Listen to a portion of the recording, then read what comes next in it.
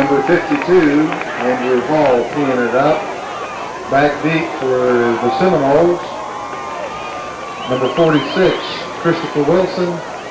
And number 11,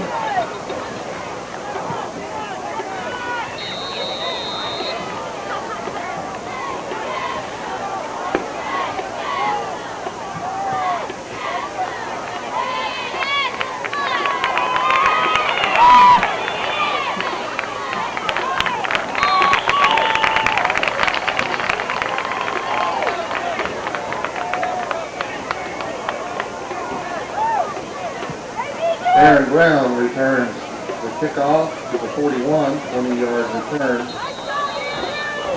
where Monroe Central will take over 1st and 10 on their own 41.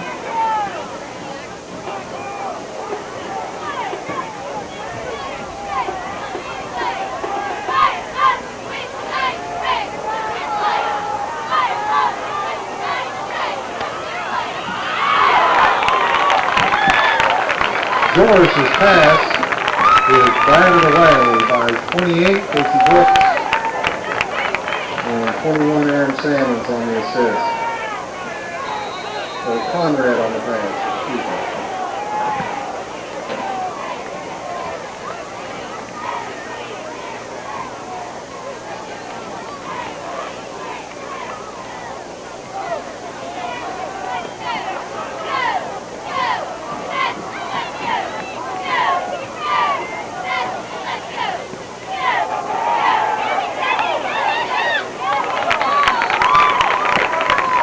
Number 46, Wilson off the right side.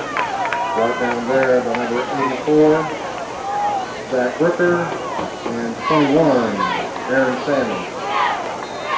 Gain of about 3, 3rd and 7.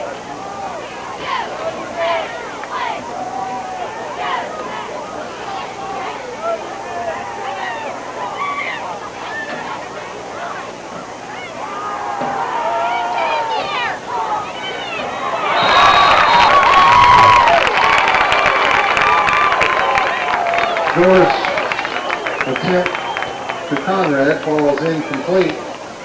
Aaron Salmons on the coverage. 4th and 7. Ball resting on the Seminole 44.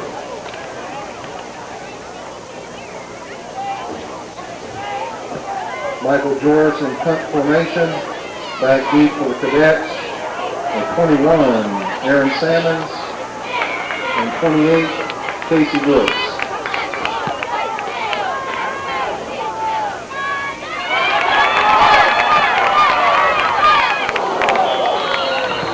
Salmons returns the kick from the 20 to the 30. Stopped there by 55. Nate Schraber and 85, Dan Miller. The Cadets take over 1st and 10 on their own 31-yard line.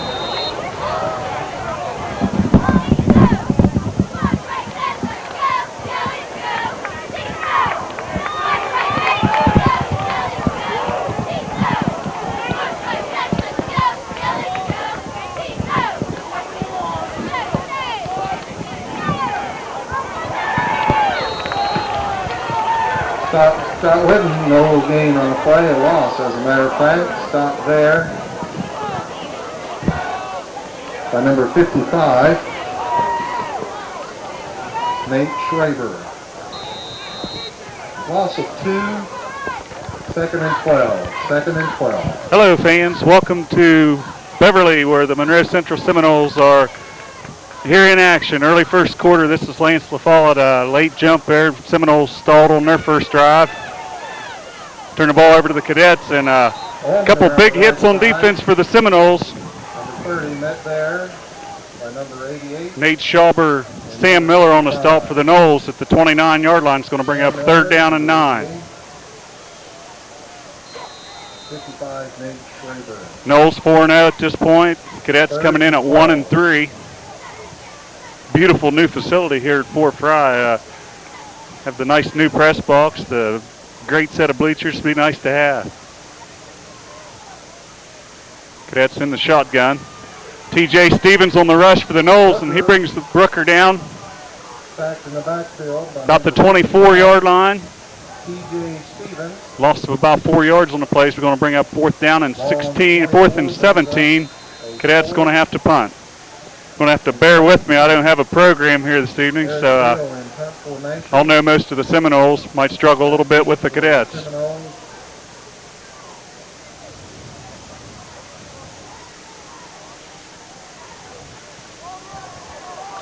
Ishii and Brown back for the Noles. Ishii to the outside. He's got open room. Cuts back. He's back inside the 25. Finally drug down to just inside the 20-yard line. So a nice wall that time by the Seminole punt return team. Saw Ishii last week have 2 or 3 real nice punt returns. Was the Pizza Shack player of the week as far as special teams go, and starts off right where he left off. About a 31-yard return. Puts the Noles in excellent shape at the 19.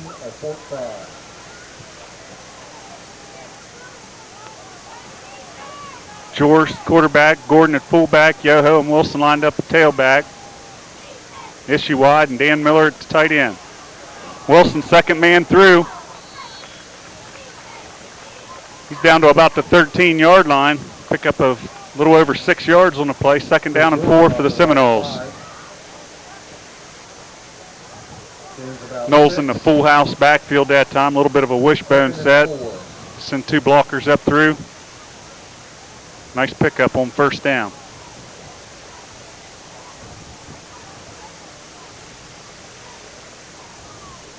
Don't know what happened to my old buddy Andy Shoemaker or Chuck Roberts. Haven't seen either one of them down here tonight, so filling in for those guys. Probably no way I can be as funny as them. Jordan pitches to Wilson around the left side. He's inside the 10. Inside the 5, and he's going to make it into the end zone. Chris Wilson, 14 yards and a touchdown. Tackle on about 5 or 6 broken tackles there by Chris Wilson. Seminoles up 6-0, 8:10 to go, first period.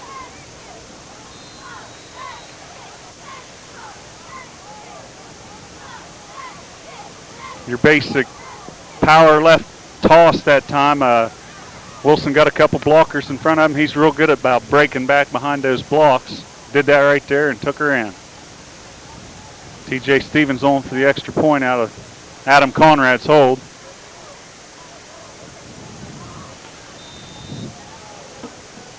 That ball went wide right. So looked like the snap was there. The hold was okay. Just looked a little like one of my golf shots. Bit of a slice there. Central 6. Fort Frye 0. A little bit of a breeze going here tonight.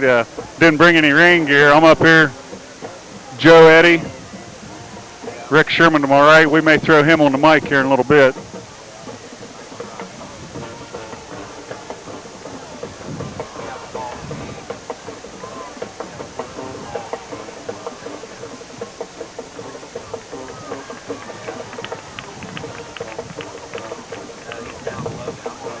In case you couldn't hear the loudspeaker there at the beginning of the game, the Cadets won the toss, elected to defer. So the Seminoles took the ball, stopped on a 3 and out, punted, pretty good field position. Wow, we have company in the press box.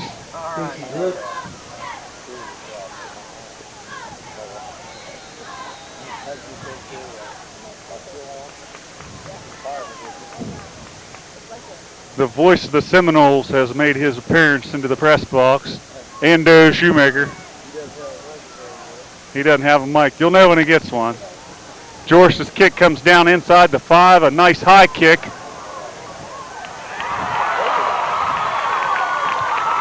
Stop finally made by Josh Ishii. Clear out at about the 37-yard line. Seminoles had the coverage people down there. Just a nice job of making a couple cuts. 32 yards on the return out to the 37-yard line. Cadets take over, 1st down.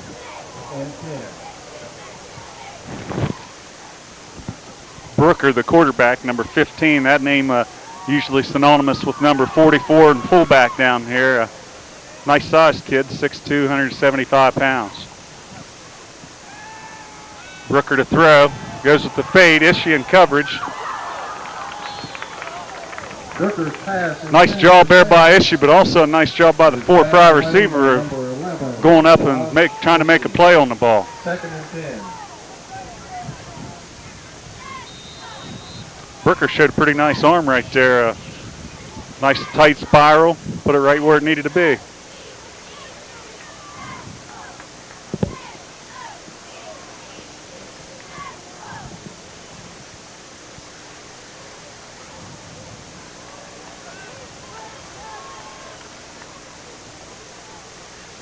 Brooker in a shotgun. Three receivers to his right. Going to hand off up the middle. It's number 46, the ball carrier. Nate Schauber on the stop, no gain. Actually lost of a half a yard. Nate Schreiber and number 50, John Steelman. So you say you had car trouble on the way down? No gain. 3rd and 10. Got a little bit of a late start here, Lance. Glad to be here, though. I see I missed one score. Looks like we got off to a pretty good start here. Defense is in a good situation.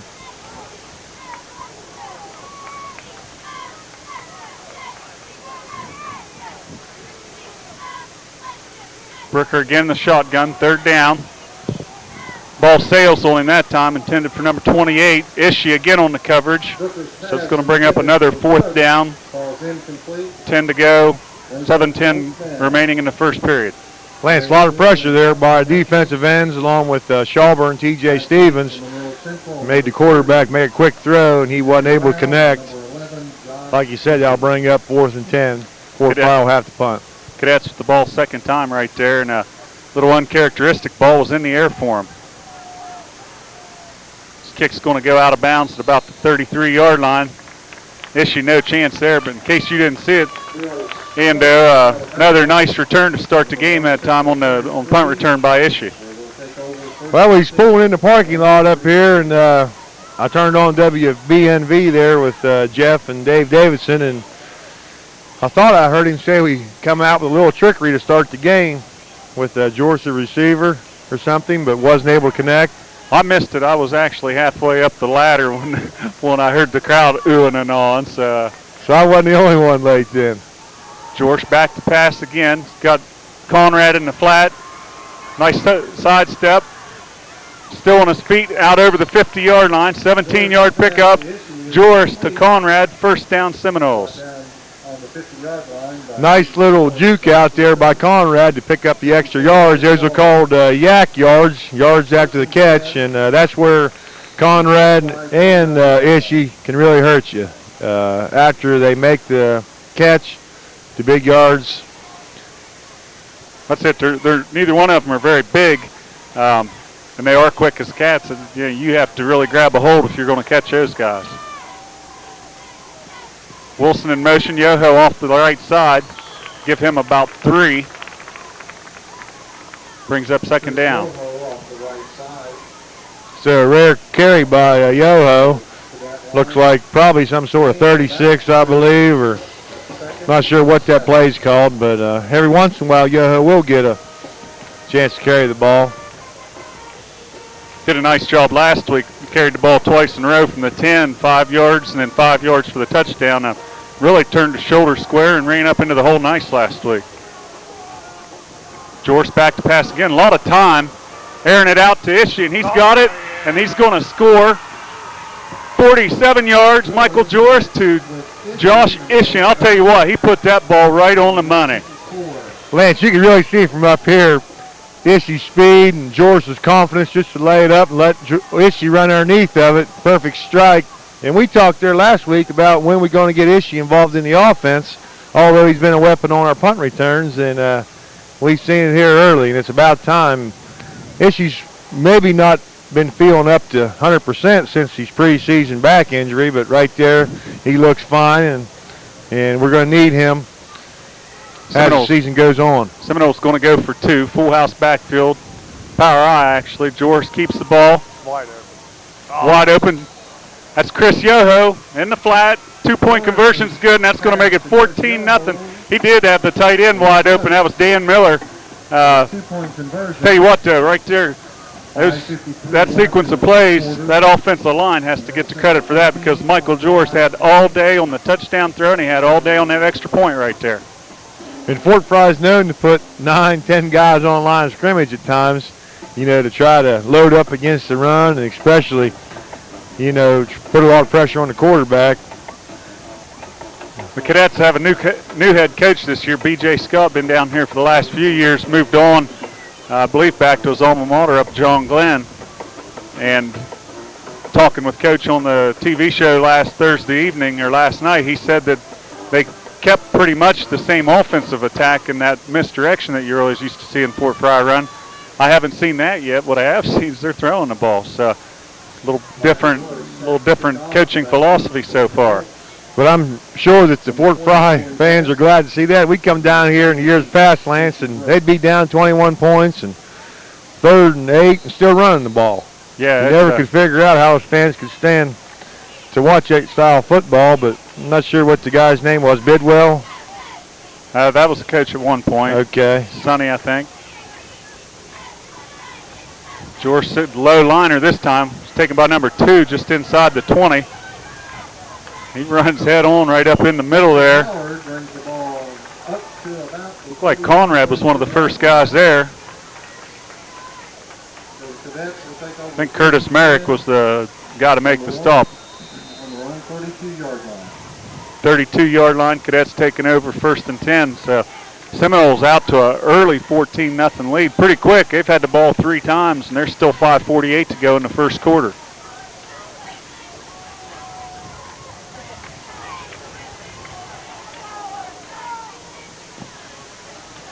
You're right, Lance. The clock doesn't move very fast when you talk about our quick strike offensive attack.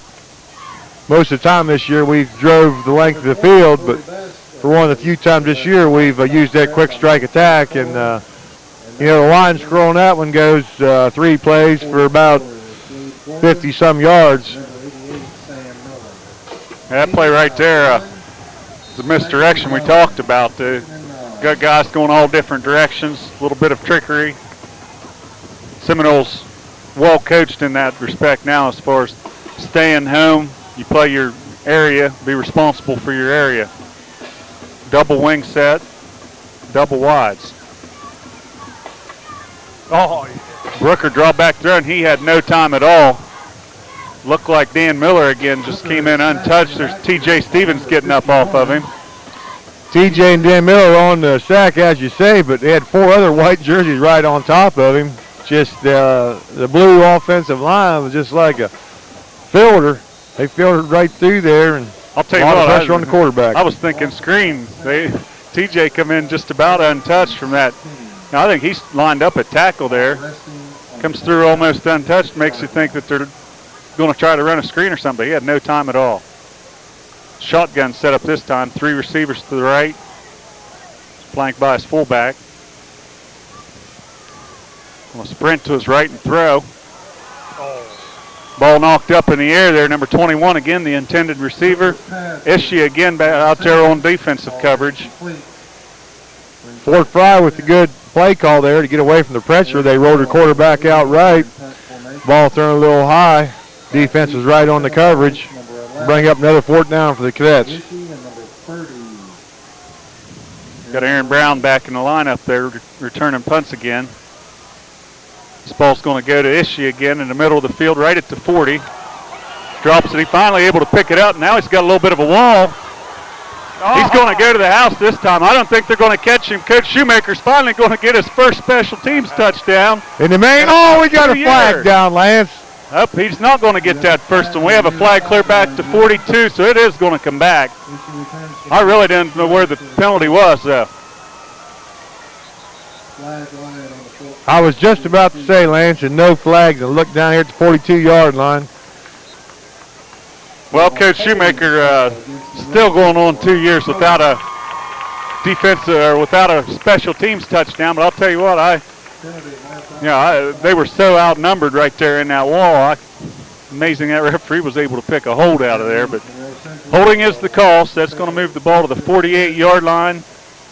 Seminoles' own 48-yard line. 1st and 10.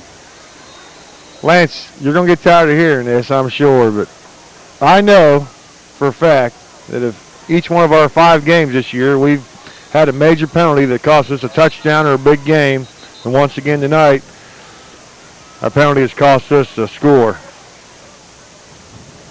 little bit of a stoppage there. She left the football in the end zone. No one picked it up. So ready for action now. Wilson lined up on the wing. Gordon and Yoho in the backfield. Gordon's going to take it off left tackle. Makes a couple moves. He's still on his feet. He's going to go to the house now because I didn't see him getting caught before he gets to the 5. I seen Gabe out school today, and I called him a big Nebraska Cornhusker fullback when you can slip him up the middle and watch him break some tackles. And he wasn't able to quite pull away there, but you've seen his ability to break the tackle. And I say it every week. Good kid, good hard runner. He deserves everything he gets out there, Lance. 46 yards on the carry for Gabe, and he made the comment, don't let one guy bring you down. And in a situation like that, one's going to get you when he falls on your feet. But through the line of scrimmage, a lot of traffic, and he was able to stay on his feet. This time it's Gordon again for about a yard to the 5. Second goal from the 5. I like to see that call, Lance. Sometimes the guy gets you all the way downfield. Sometimes doesn't get the chance to give you that score, and Coach Sarkosta, comes right back with Gordon. But this time Fort Frye was ready for that. Seminoles in a wishbone set. Kenny Robinson lined up wide to the left. George is going to throw it again, and it's touchdown this time. Dan Miller with the catch. So get the big tight end into the ball game there. Miller about 5-6 yards deep in the end zone, curled up, and George puts it right on his numbers. I don't know what to say, Lance. We got so many weapons to use. We got Gordon, we got Wilson, we got Ishii, got Conrad, and yet we come up with another one. Dan Miller, I believe his first score of the year, back in the end zone for another Seminole touchdown. That's similar to the play we ran for the extra point right there. Miller was open in the middle just like that. George just doing a great job. I'll tell you what, he put some zip on the ball. TJ looked like he's going to be good this time. 21 zip, 2:57 to go in the first quarter. Seminoles rolling.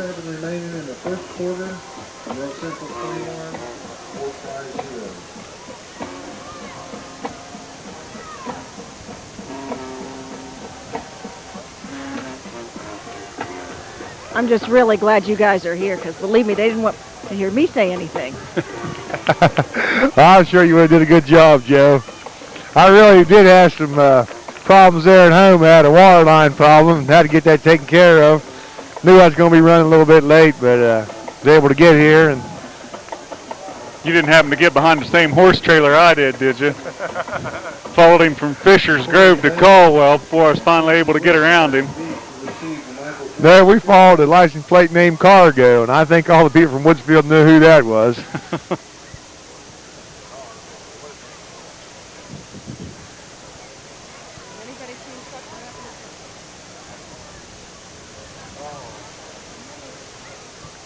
So who would have been with Cargo? Cargo, Benny Hanna, Smoke.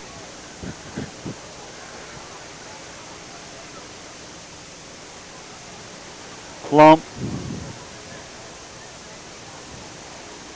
Shook. Yeah. George, this time clear down. That ball is at the goal line. I'll tell you what, Michael George getting the foot in the ball right there. A little bit of a breeze where we're at, but we're 700 feet in the air right here. So not sure if that's because of the flag standing still from here. Right, I was going to say a little wind-aided, but that's just up here. And like you said, George's able to get a big foot into the ball. And anytime you start, and I go over this every week, down at the 20-yard line, you consider the special teams have done their job and didn't have to do anything that time as George was able to kick the ball in the end zone. And in high school, it's a dead ball, and they can't bring it out. Straight handoff off right tackle, and Seminoles all over it. Number 46, Todd Britton off the right side. Tyler Shoemaker, first one off the bottom of the pile. 46. Wilson's there as well. Chris Wilson. Nice run stoppage there, but the Seminoles absolutely zero on that ball right at the 20, 2nd and 10. You can see from up here that the white line of scrimmage, meaning the Seminole defensive line, just able to absolutely dominate the line of scrimmage, pushing the blue jerseys backwards and stuffing the run right at the line of scrimmage. Seminoles got a 5-3 defensive set. Now you see Joe's going to slide out onto the slot man. More misdirection again. 46, the ball carrier. Scott Whitten, number 46, around the right You remember side. a couple of years ago, Scott Whitten gave us fits. I believe he was a freshman or a sophomore, but he ran hard as a freshman. They've always had good athletes down here, Lance. I always thought maybe part of the problem was the conservative play calling, but they always seem to have good athletes. No, they've always been big, and if you were around in the early 70s, Fort Frye and Woodsfield played some major battles. It was down to the last game every year. 1973, the Redskins won 28-0 to finish off an undefeated season. The following year, Fort Frye blanked Coach Tercosta's Redskins 21-0. They finished 10-0. So it was a major battle 27 years ago, 28 years ago. Rick Sherman was around. That's Rick's senior year, he said. 3rd and 14.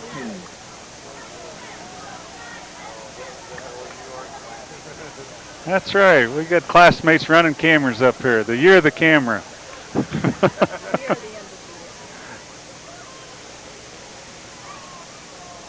Brooker in the shotgun. Sprints to his right. He's going to hang on to it this time and take a pretty good shot over there. Looked like Sam Miller hit him.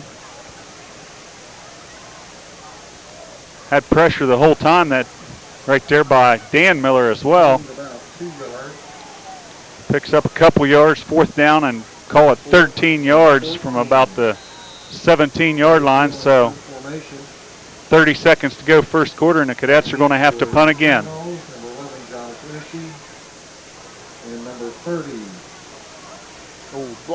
TJ Stevens in for the block, and touchdown Seminoles. Miller. Dan Miller with the touchdown. TJ Stevens blocked the kick. Wasn't able to fall on it. I'll tell you what, you watch that on TV on Sundays and you think, how hard can it be? Right there, folks. It's not very easy to fall on that ball when you're running full tilt. Well, TJ able to break through the line. We always send the backside defensive end and defensive tackle if it's a return right. And those two who came through, TJ was able to block it. And like you said, Lance, he didn't do anything wrong, because I was saying up here to myself, TJ just fall on it, which he did. And it squirted. It squirted. The ball's not round. TJ on for the extra point. That one's right down the middle, so TJ did get on the board that sequence, but with the extra point. TJ Stevens with a blocked punt that time.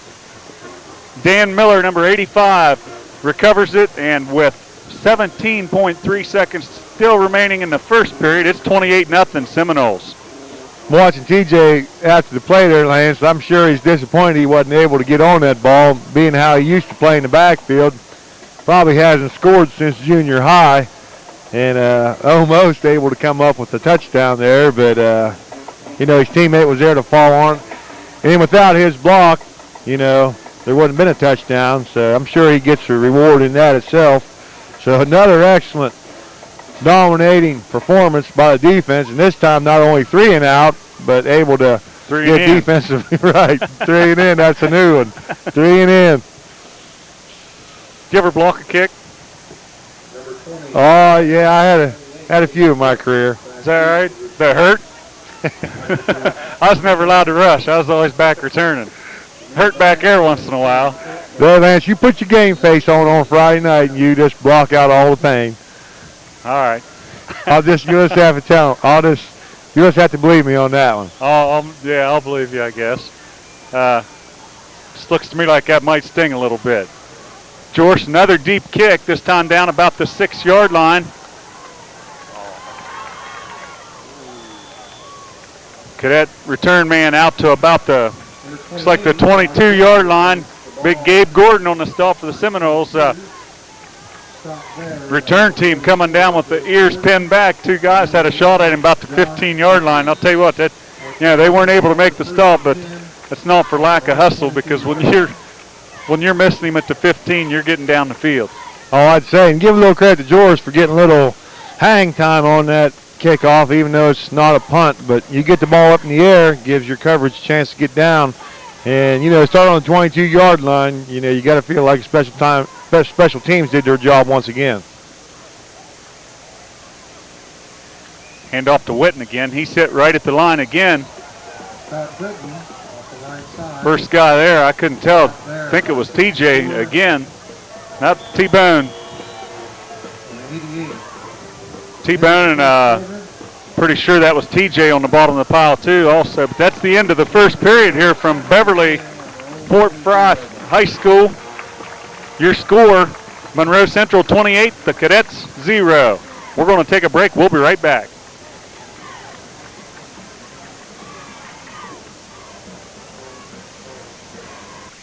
I'm not buying till I checked on Ford. What's the deal with Doan Ford? Due to the huge response, Doan Ford Lincoln Mercury is extending its 41st anniversary sale. Doan needs to move its 2002s to make room for 2003s arriving daily. 0% financing for 60 months on most new models. The Doan Ford Lincoln Mercury anniversary sale all month long. Exit 208 off I-70, Morristown, Ohio. I'm not buying till I checked on Ford. A good football team works together, helping each other to do their best. A good insurance company works together too, showing you the best coverage for you and your family. F.W. Shoemaker Insurance Agency represents several companies, so you benefit from personally designed coverage. Talk to one of their agents today about life insurance and annuities. As they continue to look out for your future, F.W. Shoemaker will celebrate 100 years of service in 2003. The Seminoles and F.W. Shoemaker Insurance, two winning traditions.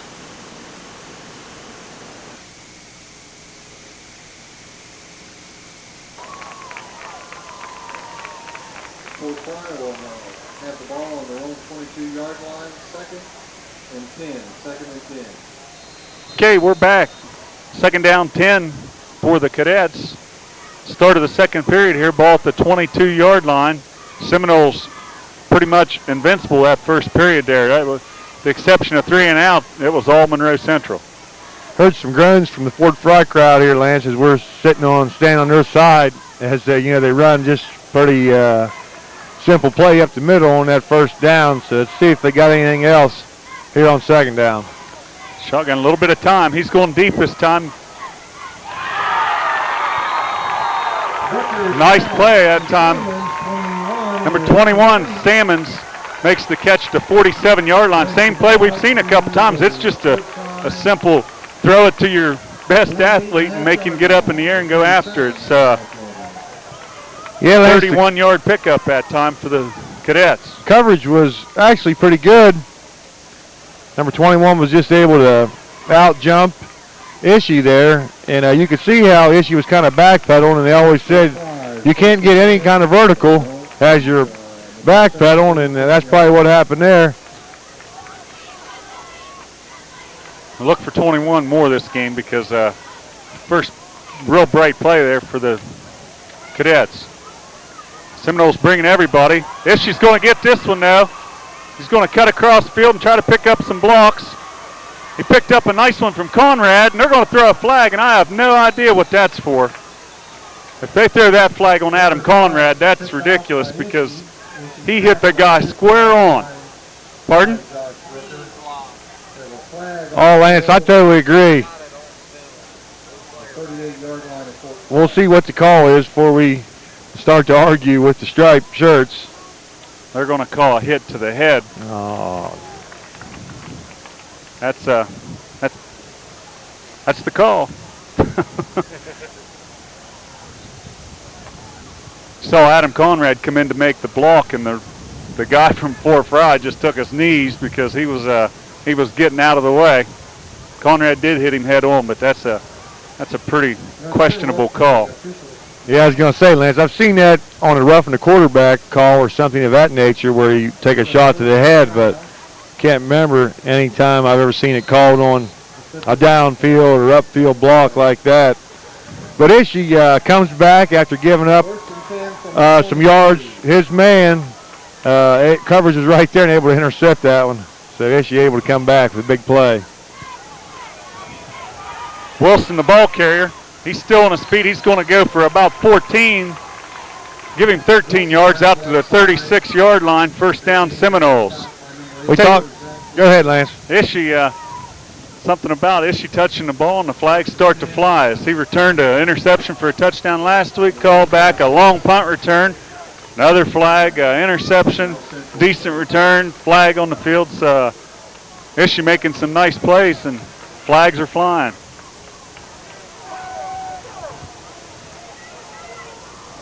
Kenny Robinson out into the flat. He loses his feet that time.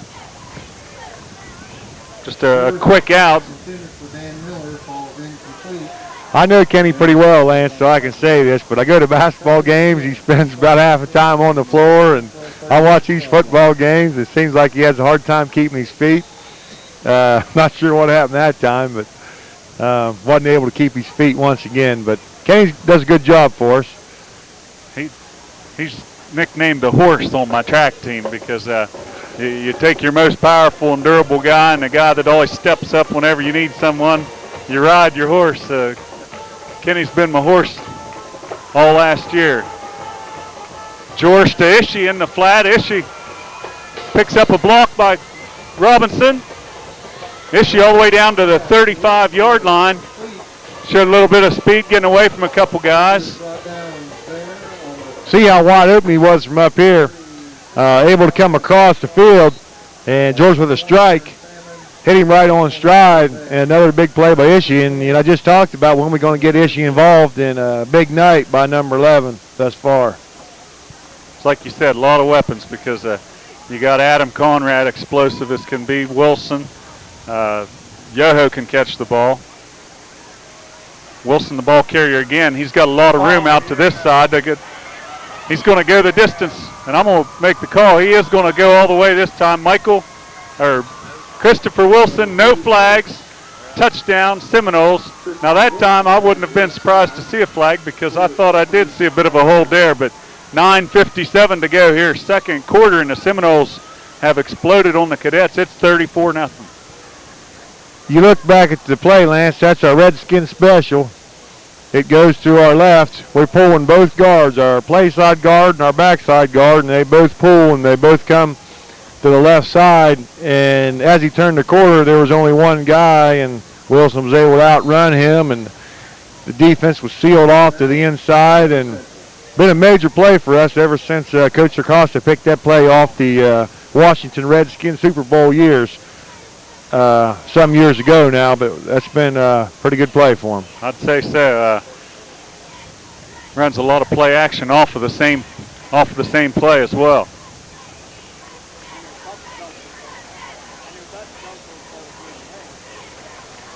Oh yeah. Oh. What we got here, Lance? A timeout or? Seminoles took a timeout. Not sure what the situation was, as they had everybody on the field. So.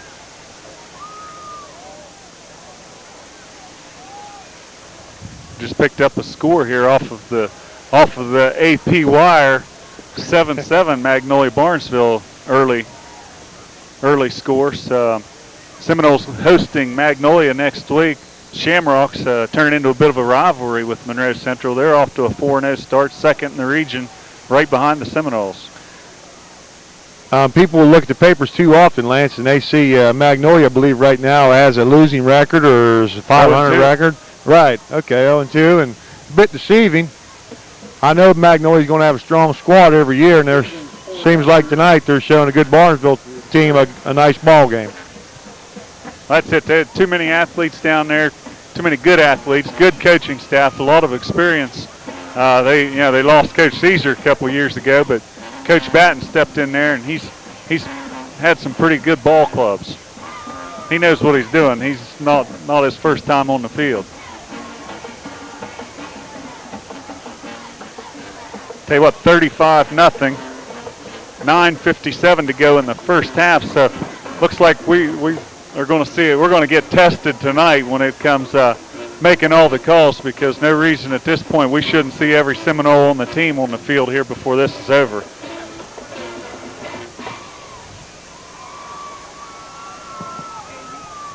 See the Knowles girls there in your picture. Looks like Katie showing the muscle, Chrissy, Megan Ring in the H. Looks like a Shriver in the S. And Dalton, the S, would look like Andy Nisley.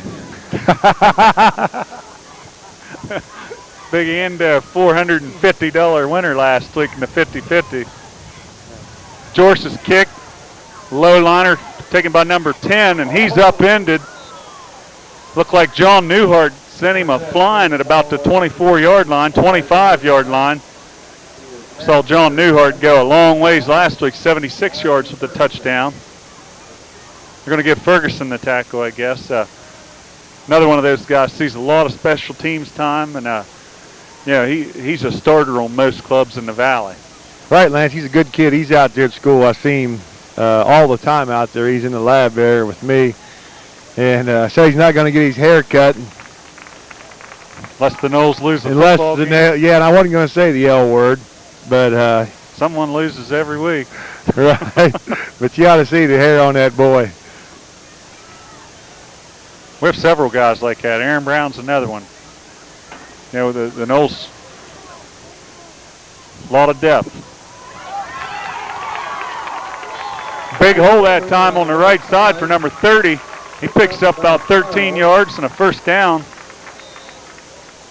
So the Cadet fans finally something to cheer about here as he squirted up through the middle. Not much of a hole, but just enough.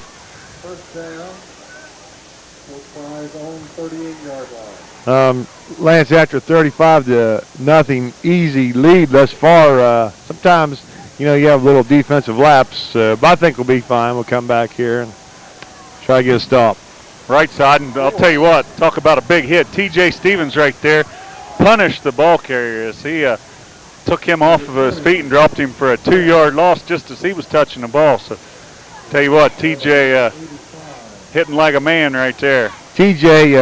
looked like he slammed a little bit right. Don't know if he did it on his own or some sort of go game in there, but CBL for T.J. Nice hard hit, letting the Fort Frye know that they got one play before that, but not this time. It's going to bring up 2nd and 12.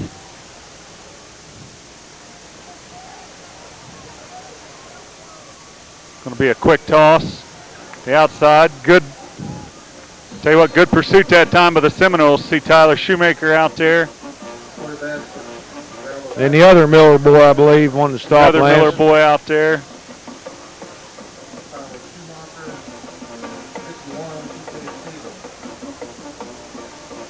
No gain on that. It's going to bring up 3rd down and 12. Now maybe look for that screen as you mentioned earlier, Lance. Haven't seen it yet. Probably be a good time for it, although we've seemed to stop most everything they've thrown at us so far tonight. Shotgun, they're going to roll to the right. John Michael Spielman able to just trip him up. See Travis Jones out there as well. Sam Miller getting the call on the PA here, but loss of another, call it 2 more yards that time on Brooker. So 4th down, 14 to go. Cadets going to have to punt it away again.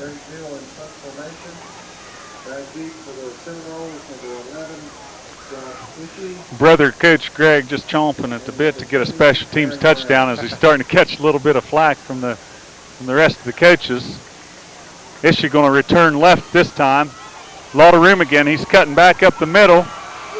Another cut. He's still on his feet. One man to beat. It's a foot race to the end zone. And Josh Ishii is going to win the foot race. No flags on the field. So finally, Coach Greg Shoemaker able to crack the scoreboard with a special teams touchdown. And who else? Josh Ishii. Lance doesn't know what to say. It almost seems just too easy. You wonder who's out there, Lance. This looks like it's men against boys out there tonight. Total domination. Watching Ishii up here weave in and out and use his speed. The thing you worry about coming down as Fort Frye, year after year, they'll play us pretty tough down here. Put a pretty good pasting on us 2 years ago down here. So looks like Coach Acosta had them coming and ready to play.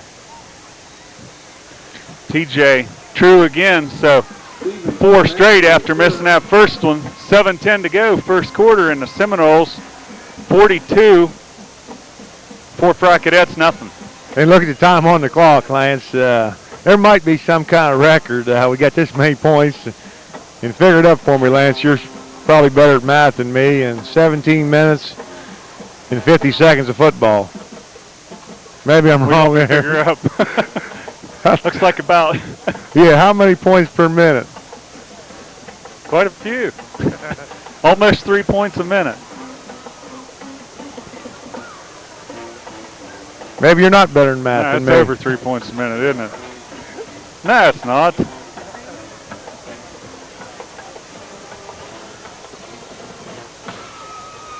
I thought you were bankers. That's why I want to Chuck Roberts up here. He can take your heat. I figure 17 minutes. Yeah. If they scored 3 points a minute, that'd be 51 right now. So we're 3 field goals shy.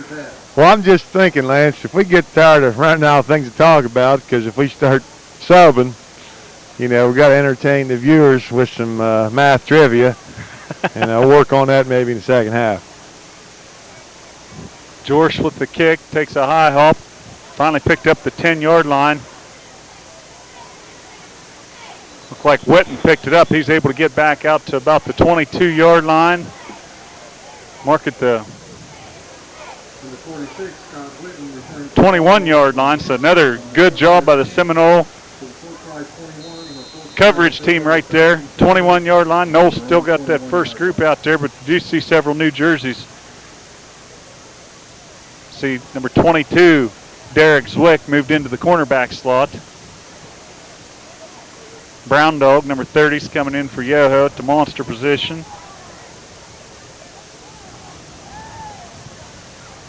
I'm sure we'll see plenty of subbing throughout the rest of this half, Lance.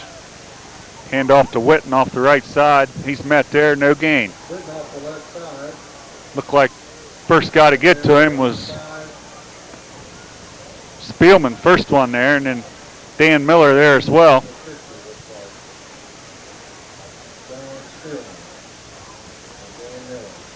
Spielman coming up a little bit, shaking that left arm of his.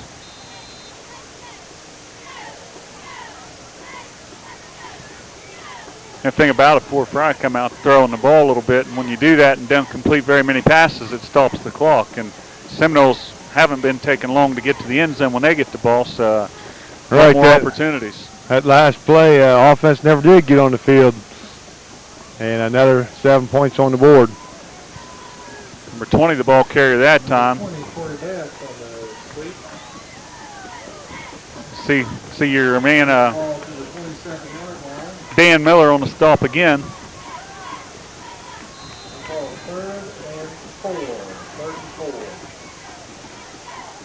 Third down, 4 yards to go for the Cadets.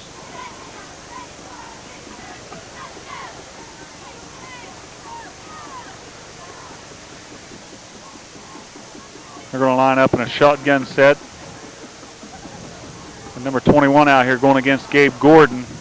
Made the nice catch earlier. Handoff's going to go to Witten off the right or off the left side, and he's hit over there. He might have had a yard, but it's going to bring up 4th down and 3 yards to go. And we'll see if Fort Frye kicks away from Issue this time, Lance. Doesn't look like Issue's going to get a chance back there.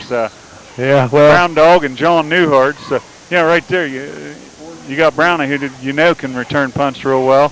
John Newhart, he's got some pretty good speed himself. I was going to say, you might be dropping off a little bit in speed, but both these guys can both return punts. This ball's going to come up really short. No way anybody could really get to the ball that time to make the catch unless it was one of the guys coming down the field. So 36-yard line, Seminoles take over. You always want your return man to catch the ball, but they'd be taking a big chance coming up to catch one that short.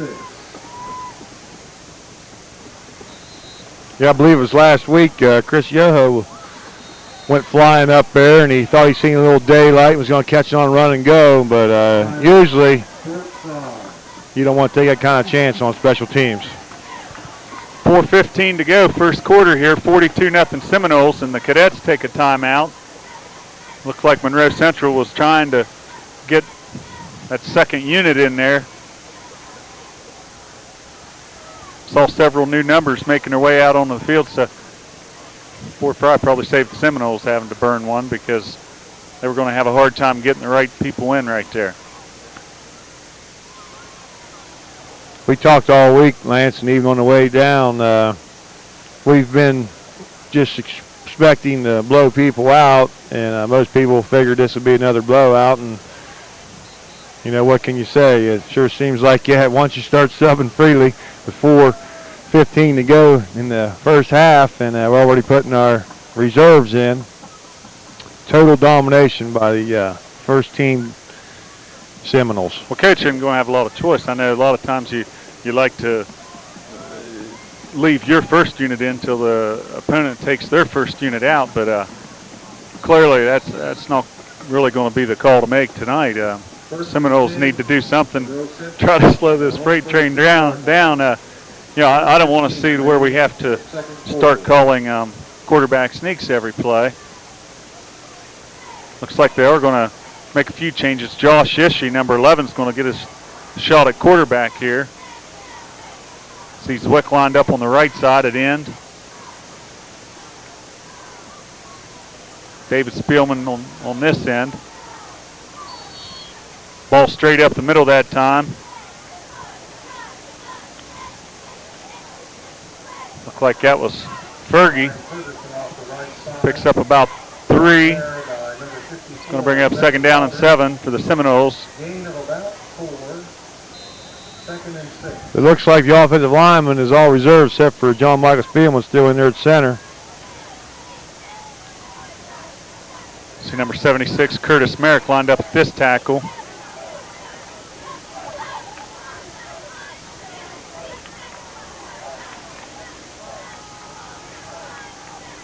Toss going to go to Brownie. He makes a nice catch on the pitch. We got a flag. Brownie's going to drive himself ahead to about the 44-yard line, but that ball's going to come back. We're going to have a hold in that area right there. Holding on the Seminoles, about the 37-yard line, so it's going to take it back. Still be second down. About 19 to go.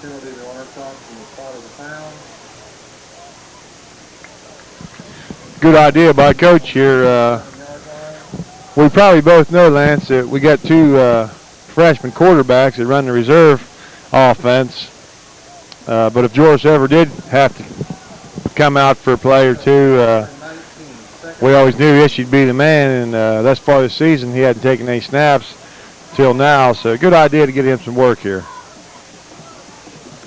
Hand off to Habig up the middle. He's brought down after maybe a pickup of a yard.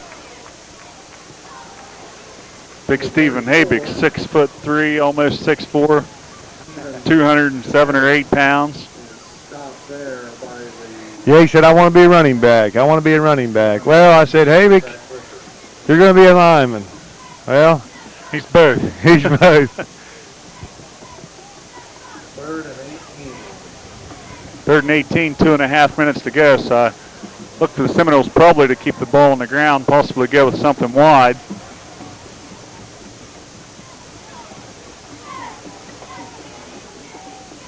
Quick toss to Aaron Brown this side.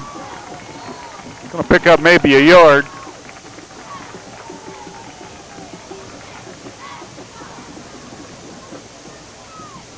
Brought down to 34-yard line caught, so give him a couple. 4th down, 17 yards to go for the Seminoles. So second time this evening the Noles are going to be in punt formation.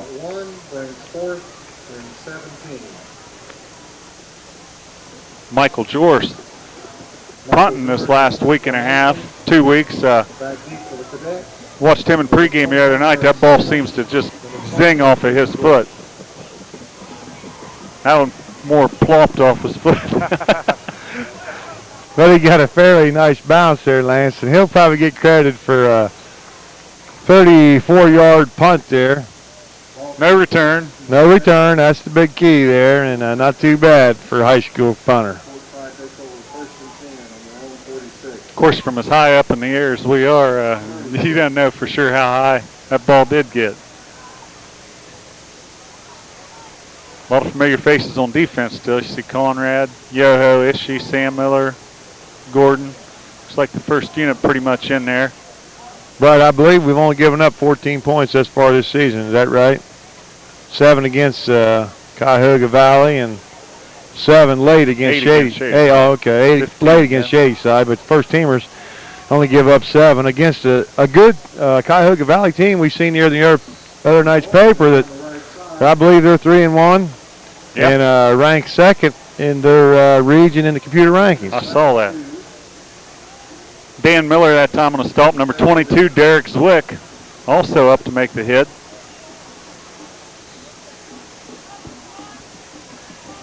I'm glad to see that, Lance. Not to change the subject again on you, but Cuyahoga Valley come in. We didn't know what to expect. Beat an Akron Coventry team last week that was supposed to be pretty good, Division III school. So big points for the Seminoles right there.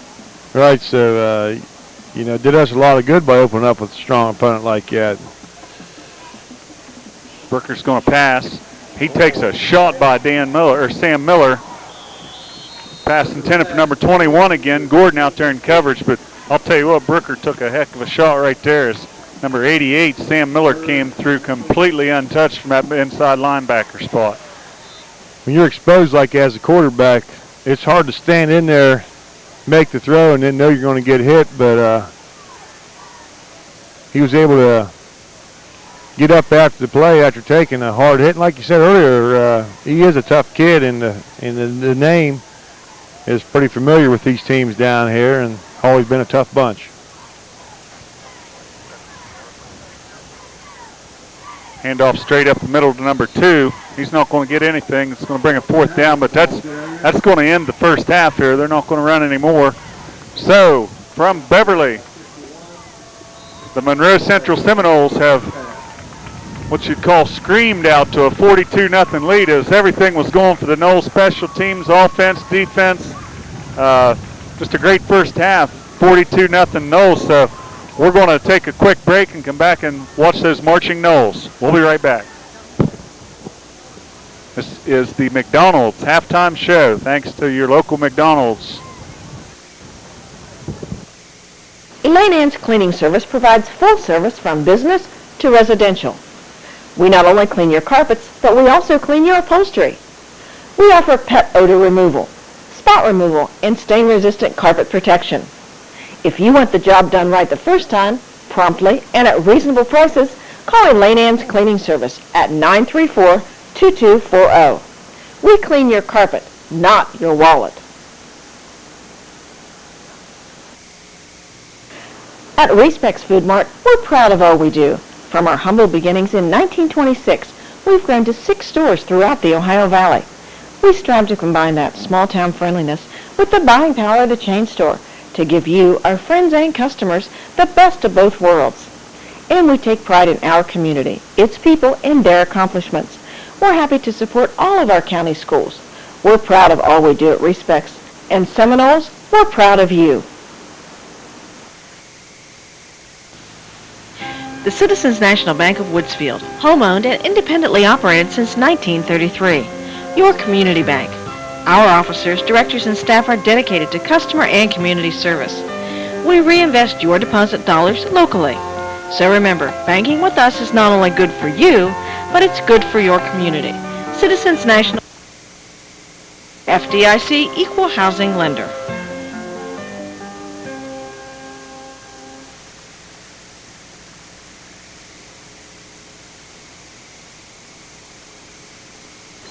The weather will soon be turning cooler, but you still have time to take advantage of True Value's Weather All House Paint, now on sale at Woodsfield True Value.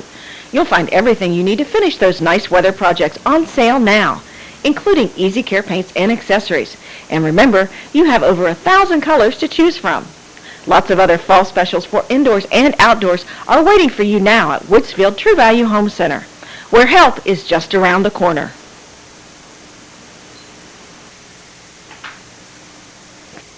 McDonald's of Woodsfield is not just great food and lots of fun, it's a vital part of our community.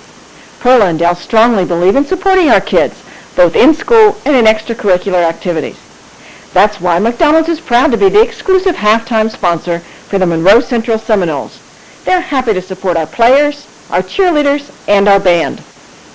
After the game, celebrate at McDonald's of Woodsfield, where we love to make you smile.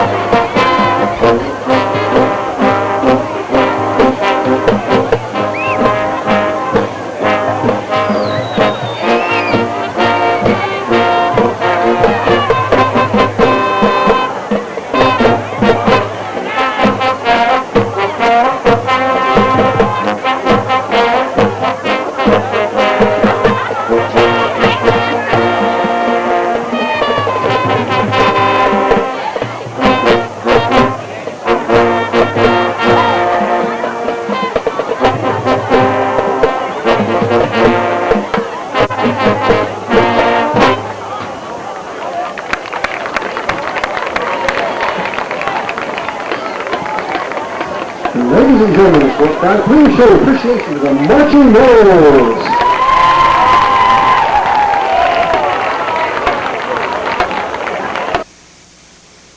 McDonald's of Woodsfield is not just great food and lots of fun, it's a vital part of our community. Perla and Dell strongly believe in supporting our kids, both in school and in extracurricular activities. That's why McDonald's is proud to be the exclusive halftime sponsor for the Monroe Central Seminoles. They're happy to support our players, our cheerleaders, and our band. After the game, celebrate at McDonald's of Woodsfield, where we love to make you smile.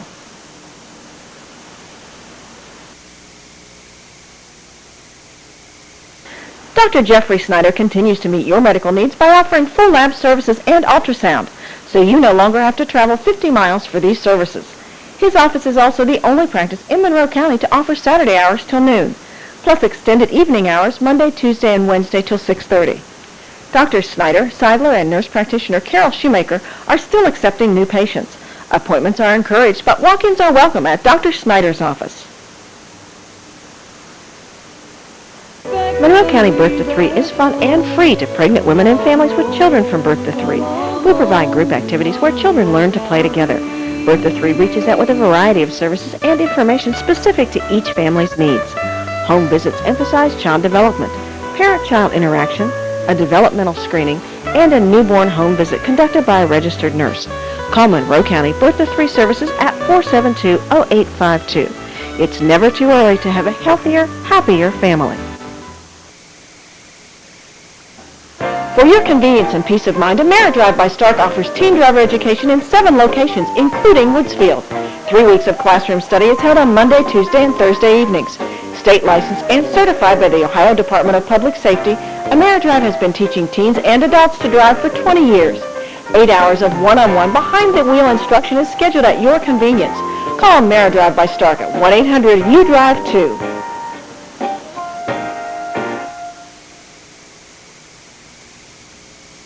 Since 1887, folks have trusted Woodsfield Savings Bank with their financial needs. So when you need someone to lead you with your financial decisions, come to the friendly folks at Woodsfield Savings Bank where customers count. Because of your busy schedule, we offer a drive-through and night deposit box, as well as convenient parking, direct deposit, and automatic payments. The folks at Woodsfield Savings Bank truly believe that making an investment in our kids brings the biggest return to our community. Go Moles!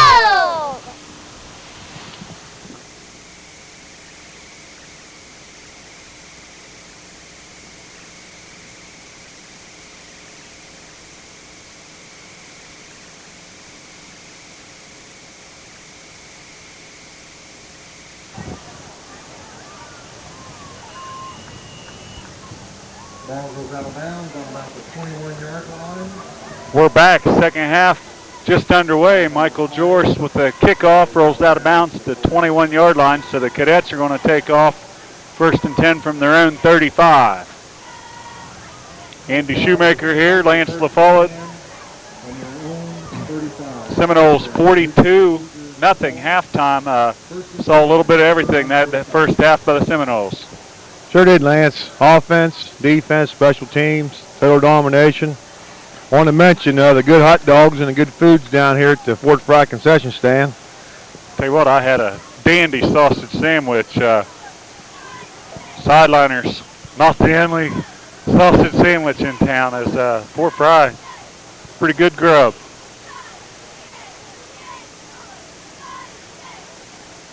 Cadets pull back off the left side. That's Scott Witten. Schauber on the stop.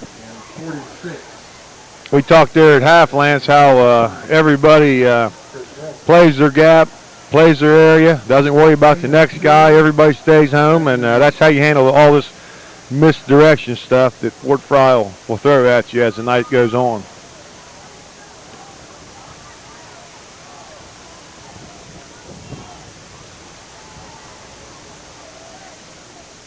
Hand off number 30 off the right side. He's got a little bit of room. Run into Christopher Wilson over there after a pickup of about, call it 4 yards on the play. It's going to bring up 3rd down and 4 for the Cadets, their own 41-yard line. 3rd and 4. like you said, a little bit of room there, but showed the speed of our defense, especially our linebacker Christopher Wilson, as he was able to knock down the offensive ball carrier. Wilson, one of the surest tacklers you're going to see. That's where that wrestling comes in. He grabs a hold of you, good chance you've pretty much been tackled.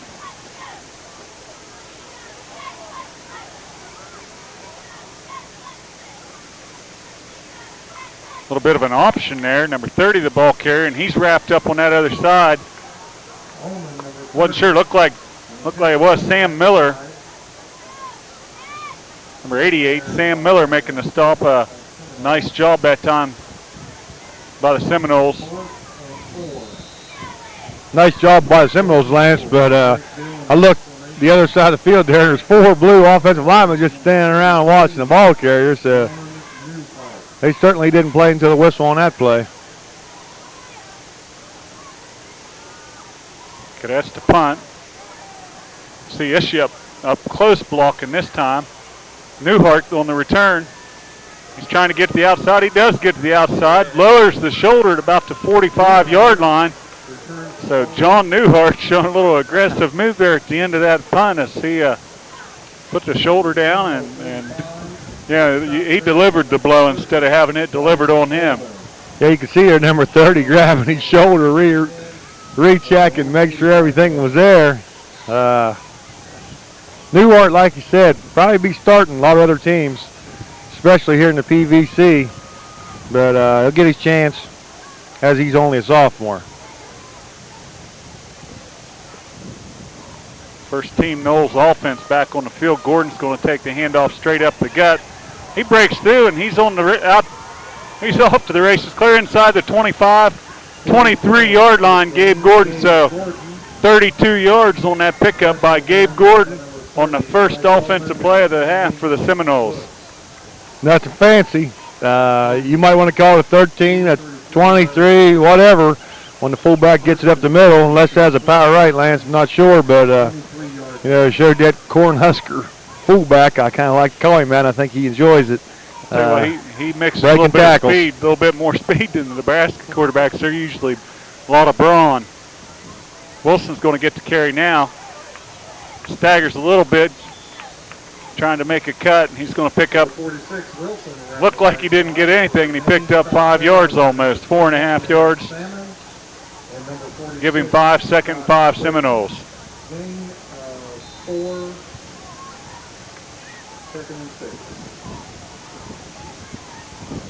I'd say you might see the Seminole offense on this series, and that's probably going to be pretty much it.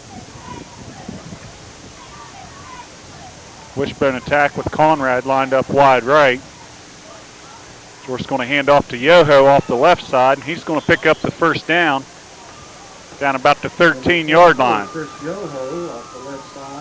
Give Yoho 6 yards on the carry. You won't see a much quicker start on the clock here. The referee's keeping her rolling. 7:45 to go here. So. Good point, Lance. Seemed like we just started this half and they got her rolling. But that's what happens, keep the ball on the ground and just drive down the field. Wilson this time off to the right side. Bit of a stiff arm. He's Scott Witt, number 46, with a short tackle out there on Wilson. Give Wilson 3 yards. But nice play that time by Scott Whitten. Ball resting on the 10-yard line. See Whitten calling the defense out. He's the defensive captain for the Cadets.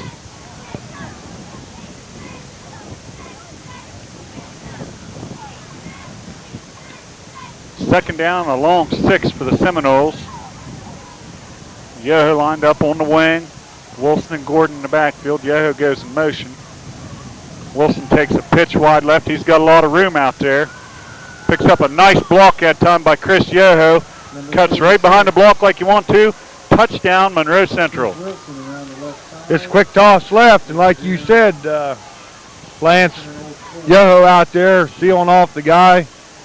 Wilson noted for his ability to use a blocker. you use the blocker as well as try to take it inside, and able to score relatively easily for another Seminole touchdown. If you're on that sideliner board that sideliners run every year,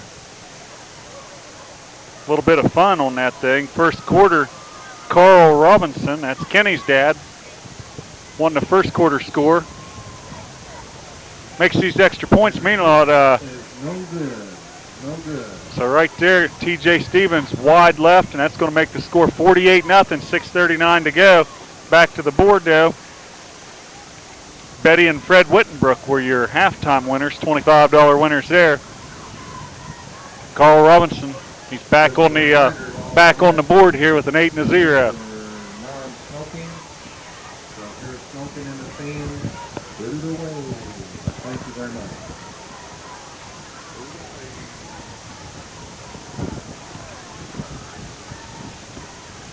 Yeah, you were talking earlier about Cuyahoga Valley Christian Academy ranked second in their region.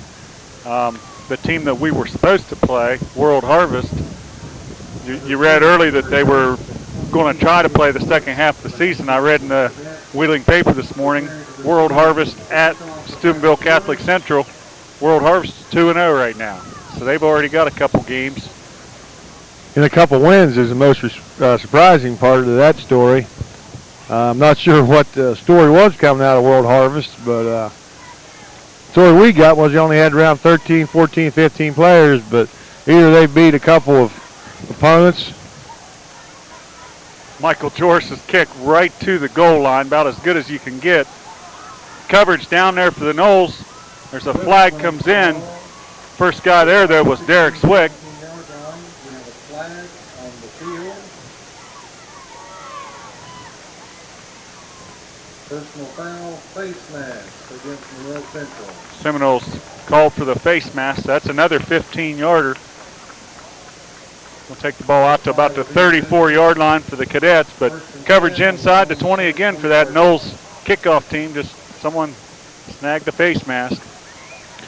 Yeah, sometimes, Lance, it's accidental, but once you grab it, you got to take your hands off of it, and evidently they thought it was a 15-yarder personal foul. So Fort Frye are going to start from their 34-yard line. Tossed out there, first guy on him is Nate Schauber in the backfield. Schauber coming through there just almost untouched, and a lot of speed there out of our offensive or defensive tackles. You know, these guys play end on a lot of teams their size. Schauber about 6'1", 175, 180 pounds. Small school, he's a tackle. That's right, but sometimes, you know, that speed will make up for your size, and he's definitely showed that throughout his career here at Monroe Central. Well, Monroe Central's been known for that through the years. They've always had undersized linemen, but make up for it in quickness and toughness. Right there's an example. Straight drop by Brooker. Pass is completed out to the side to number 30. He puts the ball on the ground. The Seminoles are all over it. There's 5 guys on the field, and that's going to be first down Monroe Central. I'm not sure what Ullman was doing. Almost looked like he was going to lateral back to one of his teammates there. Well, I think he did. He laid the ball out there, and Monroe Central all over it. I didn't see who made the recovery, but Tyler Shoemaker on the recovery. There were 5 white jerseys in that pile. That shows you what kind of hustle T-Bone out there from his, well, maybe he didn't. I didn't see where he lined up before the play, but that's what I thought. He's lined up at nose, and he's out there near the sidelines. That's that advantage on the quickness. You get a lot better pursuit. And, you know, the Noles coaching staff's been to some camps and got some advice from some college coaches around. I'll tell you what, when the ball goes in the flat, you see white jerseys heading that way usually, a lot of them. Ishii back at quarterback. He's going to hand off to Fergie off left tackle. He picks up almost 5 yards. Give him 4 yards on first down, so it's going to be second and about 6. So you made the call right there. Coach Acosta left the first team offense in for only 1 series there to start the second half, and got a lot of reserve players in. See Bean Joris in this time for the Noles. Bean been getting a lot of defensive time. That's Bean, right? Yeah, that's Bean. That's the Bean Jors. I know the story behind that. You thank Conrad for that.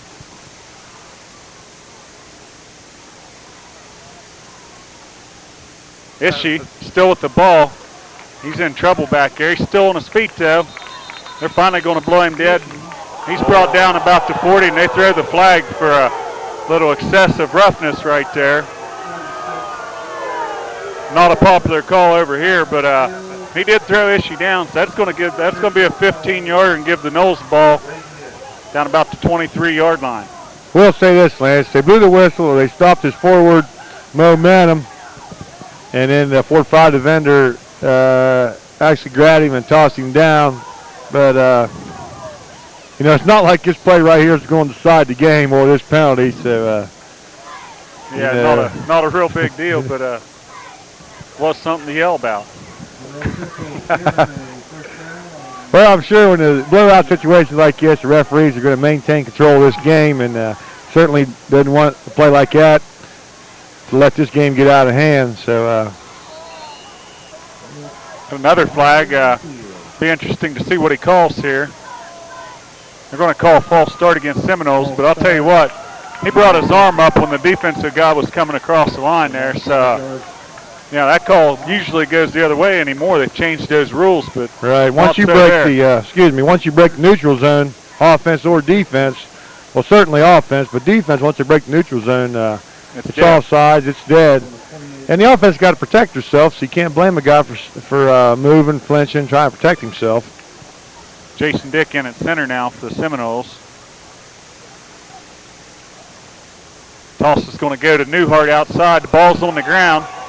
He's finally able to pick it up, and he's going to be thrown down by number 30, the same guy that Newhart gave the shot to on the punt return a little bit ago, but that's clear back to the 40-yard line.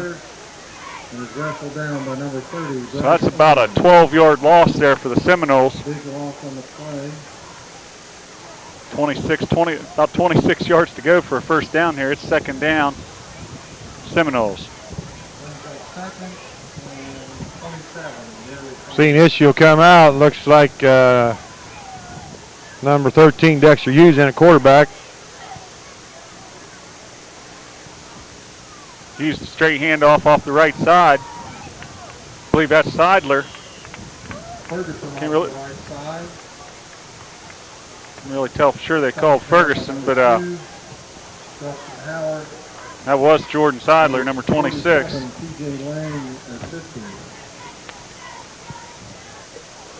Third and 20, gain of about 7.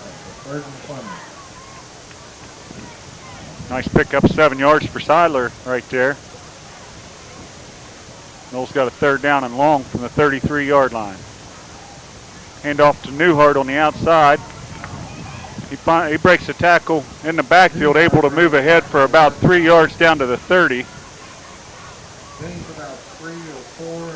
It'll be fourth down and 17-yard line, or fourth down, 17 to go at the 30-yard line. So I assume the Seminoles are going to go ahead and go for this. Got our rotating reserve quarterback system going on right now, Lance, with Justin Hogue and Dexter Hughes. Greg Shoemaker, the reserve coach, just asked those boys how they wanted to handle it every play, every series, every quarter, and they decided to rotate every series, but right now they're rotating every down. Seidler in motion. Looks like Sean Jorst, the ball carrier, not a lot of room there, so the Cadets are going to take over. Eric Whiteley, 79, stops number 21. Help there by number 2, Dustin Howard, and number 31-yard line, loss of a yard on the play, so the Cadets take over first down from their own 31-yard line. 49 seconds to go here in the third quarter. One little difference there, you see the officials starting the clock on a exchange of possession, which normally that doesn't happen. So a little bit here and there to help this game along. Good point there, coming from, I believe, a junior high referee the other night. Is that right, Lance? Yeah.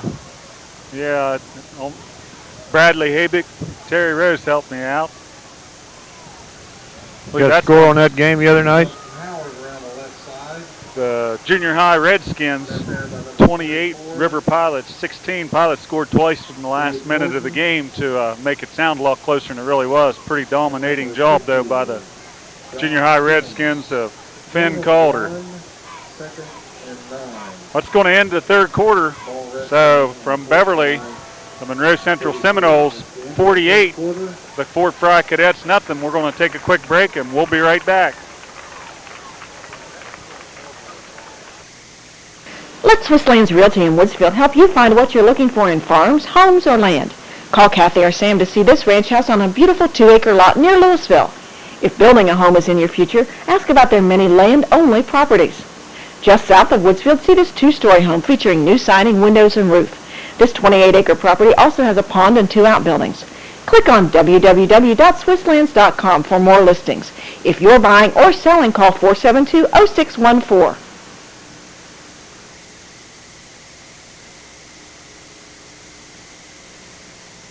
Woodsfield Marathon sells pure gasoline, diesel fuel, and kerosene, and they're pure Seminole fans. Join these marathon fans in their dining room for breakfast, lunch, supper, or snacks. Friday nights enjoy their new rotisserie chicken and ribs, plus steak and fish. The Hoffs invite you to follow the Seminoles throughout the football season. And follow the Noles to the marathon, because they know This has the best food in town.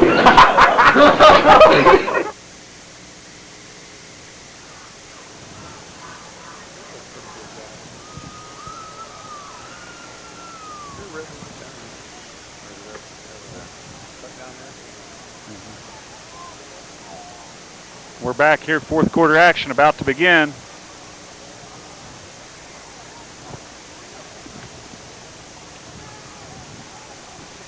Fort Frye going deep.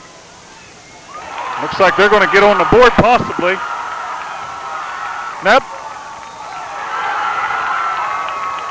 Derek Zwick able to run the cadet defender, or the cadet ball carrier out of bounds at about the 2-yard line. Same play we saw earlier, number 28, though this time on the receiving end of the Brooker passes. It was just a, basically just a fly pattern. Had a little bit of time to get rid of the ball that time. Adam Conrad was there, just didn't get up high enough, and nice concentration by the cadet receiver. Put a race to the end zone. Derek Zwick able to run him down there at about the 2. Big roar out of the crowd here, Lance. The new bleachers started to shake a little bit. Fort Frye was finally something to cheer about. Brooker, the ball carrier, he's going to get into the end zone. That's a touchdown for the Cadets. So on the scoreboard, 11:44 to go, fourth quarter. 48-6 Seminoles on top. Scored from 2 yards out.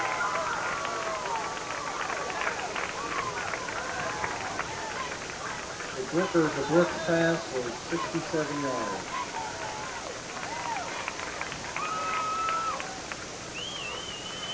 A little bit of excitement there for the home crowd. Cadets exploding on a long pass play. 67 yards was the call. Andrew Hall preparing for the corn after.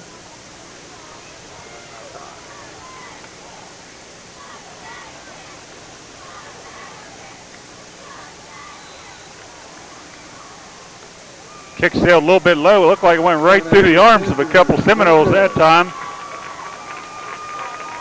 Come up a little bit wide. So Fort Frye on the board.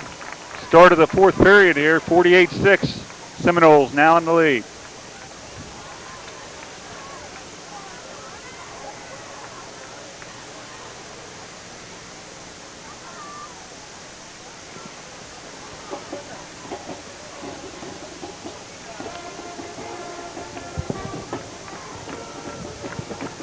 So we talked earlier about the Magnolia Blue Eagles coming to town next week. Like we said, we heard that score 7-7 against the tough undefeated Barnesville team. Yeah, that's another one of those games where Coach called it Murderer's Row there earlier in the year. They've got Magnolia, Shenandoah, Barnesville coming up. Bang, bang, bang right here. Remember last year that 6th and 7th and 8th games. 6th game we got hammered around pretty good at Lindsley, was able to win it, and then lost the 7th and 8th games, Shenandoah and Barnesville back-to-back. So, you know, you get a game like this finished up, and then you got a battle on your hands for the next 3 weeks in a row, and it'll be game time. Right, Lance. You know, I was kind of hoping that Magnolia would give Barnesville a good game tonight. That way they wouldn't be looking past Magnolia. Coming in at 0-3 record. Like you said, they come in tonight 0-2. And let's check out this return right John here. Newhart still on his feet. He's finally brought down at the 34-yard line by 7 of the cadets. But nice job by John Newhart. Short kick, and Newhart took it like you're supposed to, and that is full tilt right up the gut. Made a couple nice moves, a couple change of paces, and Seminoles in excellent field position, 35-yard line.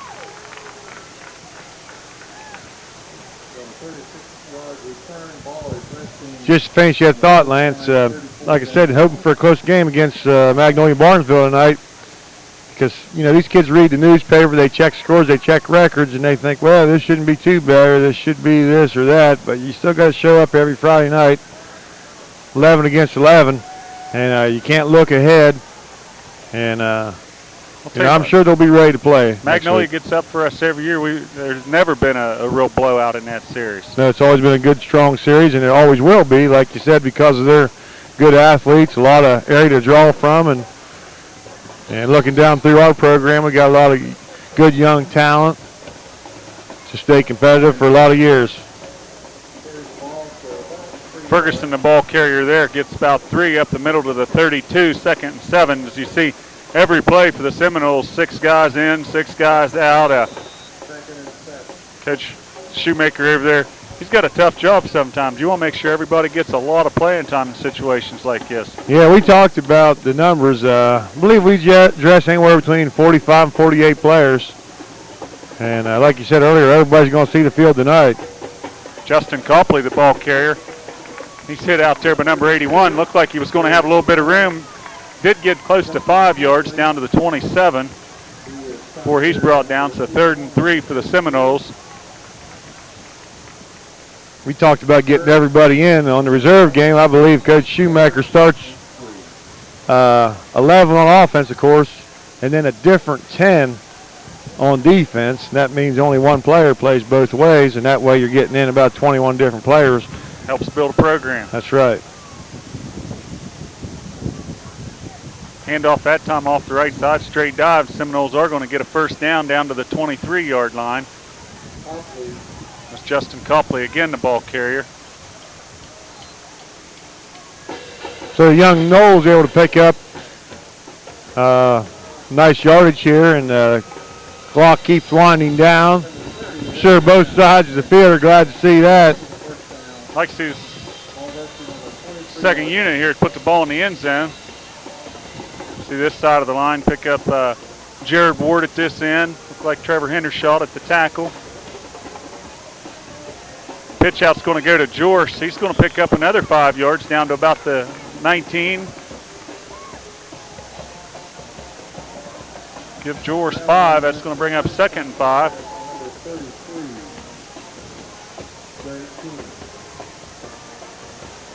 Nice part about rotating quarterbacks, you don't have to transfer the play over to someone else or relay the play. Just give it to him on the sideline. That's right. I always thought it might be a problem with the center quarterback exchange, putting the quarterbacks in like that, but Jason Dick in there at center and seemed to be able to do a fine job in there. Time. He's going to pick up another 5. Pretty close to a first down. They're going to have to give him a first down there. He's down to the 13-yard line.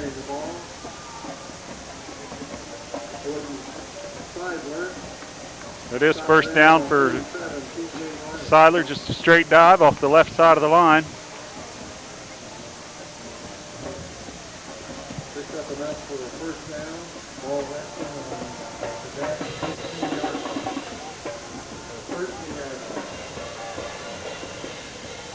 It's like Buck Wiley in at fullback now for the Seminoles.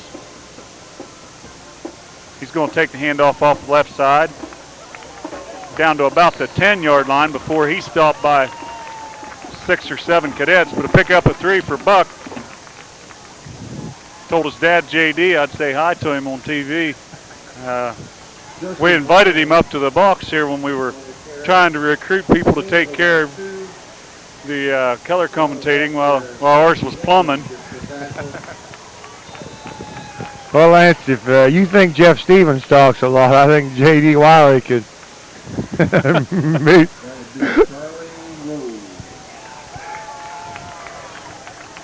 Glad the big guy in the box said that.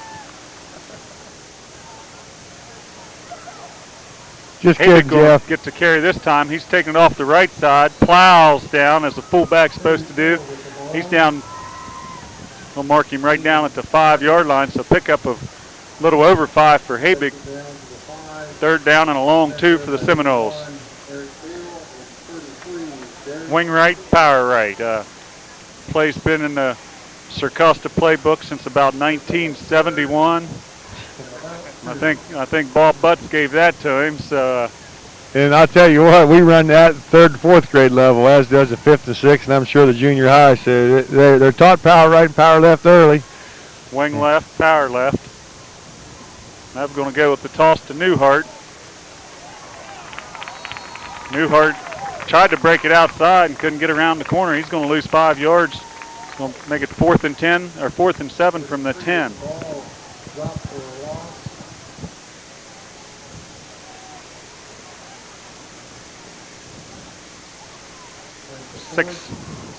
Under 6 minutes to go in the ball game. 4th down. And really expect the Young Knolls to put the ball in the air here. Never know though. Hogan at quarterback.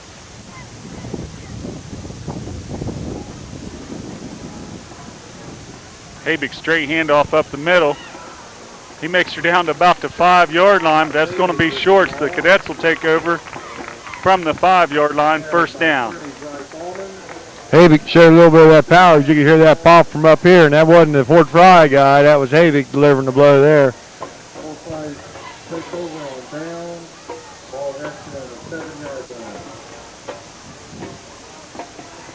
Sometimes you'll catch little mess-ups when you watch a game, like Havik falling down on the 5-yard line, and the referee turned to get the ball, and they spotted it where he was standing. They're going to spot it at the 7-yard line. Not a big deal at this point in the ball game.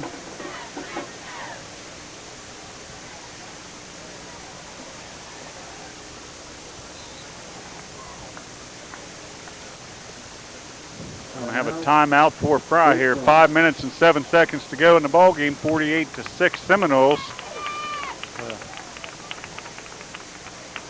They do stop the clock for timeouts. Hey, we'll take this time to congratulate you on your Hall of Fame induction ceremony tomorrow afternoon at West Liberty, and congratulations. It means a lot to the whole community as you represent Woodsfield and you go up there and you're presented to the West Liberty Hall of Fame. So congratulations. Proud of you, as the whole town is. And if you're not doing anything tomorrow, at 1 o'clock, the Hilltoppers take the field, and at halftime, Lance will be honored. And I believe the ceremony is 10 o'clock in the morning, and all the public's invited. So congratulations, Lance. Well, thanks.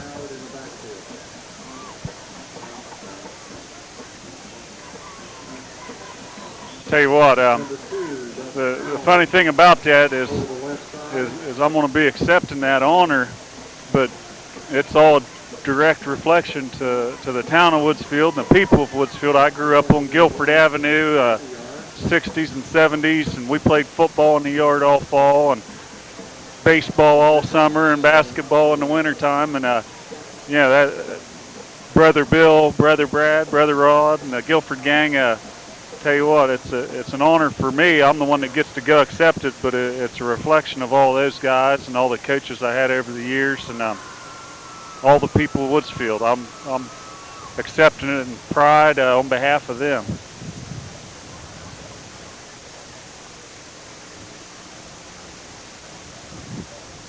Nice play this time by the Seminole defense there. Several guys through the line. Look like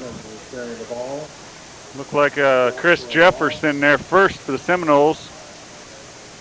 Lost back to about the 3-yard line. 3rd down, Cadets. Actually got a pretty good spot there, as I thought he was closer to the goal line for an actual safety, but at this point the main thing I guess is keep the clock running, and Just get out of town without getting anybody hurt. They've got they did restart the clock there.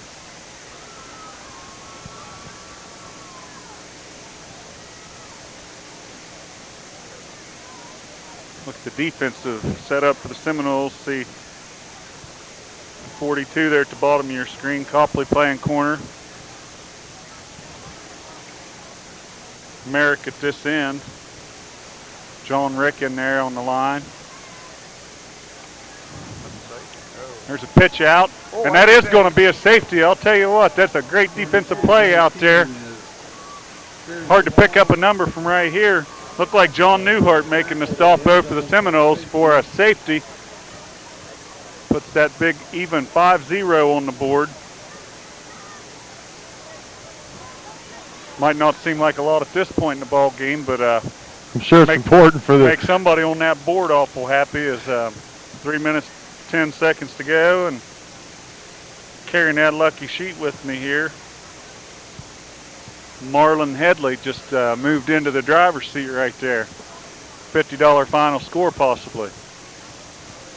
Lance, I saw that defensive end move upfield, and I thought he had a chance at safety, and he missed. And out of nowhere, Newhart showed his speed and made a fine open field tackle, and able to come down with another 2 points.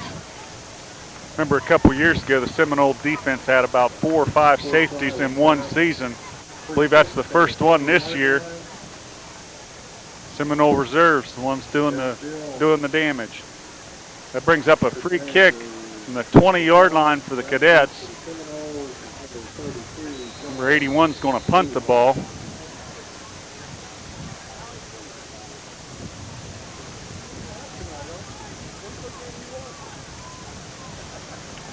There we just got to see Jeff Stevens show his face as he had to ask Big Ando what who got the call there. Newhart's going to return the kick, turn it upfield inside the 50. He's going to be brought down. He's not going to. Well, he finally brought down. Brought down about the 44-yard line. Stop there by 89, Andy Meek, 81, Eric Bill, and number 2, Dustin Howard.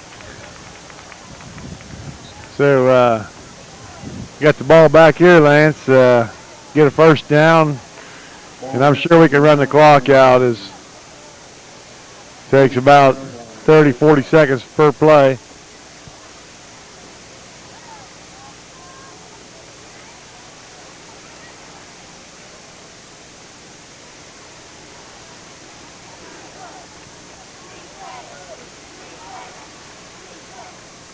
Wiley and Newhart in the backfield, Seidler on the wing. Wiley's going to get the call. No power right play, picks up about 2 on the play. Offensive line seen the move ahead of the snap, but maybe they just fired out hard that time, but able to move upfield for a couple yards.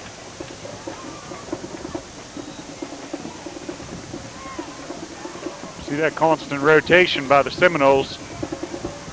Bean Jorce and Hogue in. Newhart and Wiley out. Habick's going to line up at fullback now.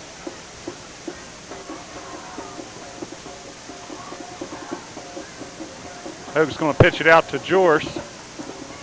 Picks up a couple quick yards and then runs into a wall right at the 40-yard line. 3rd down and 6, Seminoles.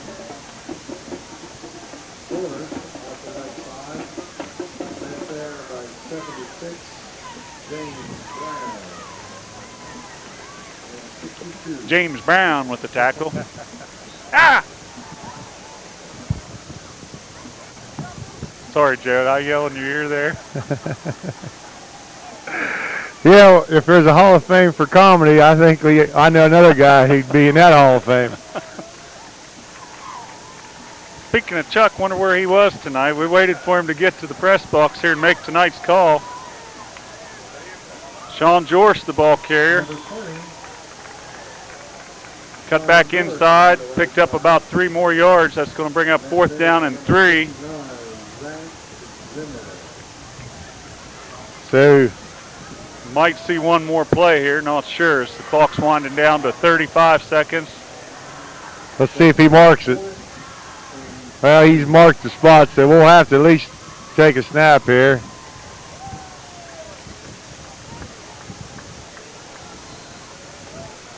They finally wait till the clock gets inside 25 seconds to mark it. The Noles are going to line up in punt formation. Going to go ahead and punt it. Wasn't really necessary. Want to work on that average 37 yard line, 38 yard line. That ball hit 5-6 yards deep in the end zone. So like about a 45 yard punt there. You're right, referee, trying to do us a favor. You and I was right on top of it, but didn't have to run that play. But Fort Frye will have one snap to finish this game off. They're going to go ahead and wind the clock as they've done all night on the exchange of possessions. That's going to be your ball game here from Beverly, Ohio. Beautiful evening for football. Was worried a little bit about the rain hitting us, and it held off. The storm did hit the Fort Frye Cadets tonight, though, as Monroe Central comes down, leaves no doubt early in the ball game, 28-0 at the end of the first quarter, 42-0 at halftime, and your final score from Fort Frye, 50-6. So, Andy, always fun. Thanks for coming down. You're welcome, Lance. Thanks to Joe Eddy and to you, Lance, for doing another fine job tonight. Oh, had another good time, so thanks for inviting me, Joe. Dale down on the sidelines this evening. Thank you, Dale. We're going to send things home for now. So your final score, Monroe Central moving to 5-0 on the year with 5-0 on the scoreboard, 50-6 Monroe Central. Good night, everyone.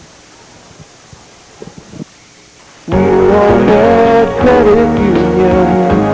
What do you want out of life? Maybe you're thinking about home improvements or a great vacation. And what about financing your child's education or consolidating your bills? A home equity line of credit from Ormet Credit Union may be your answer. Hey, Ormet Credit Union.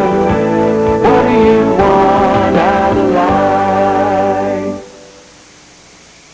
I'm not buying till I checked on Ford. What's the deal with Zone Ford? Due to the huge response, Doan Ford Lincoln Mercury is extending its 41st anniversary sale. Doan needs to move its 2002s to make room for 2003s arriving daily. 0% financing for 60 months on most new models. The Doan Ford Lincoln Mercury anniversary sale all month long. Exit 208 off I-70, Morristown, Ohio.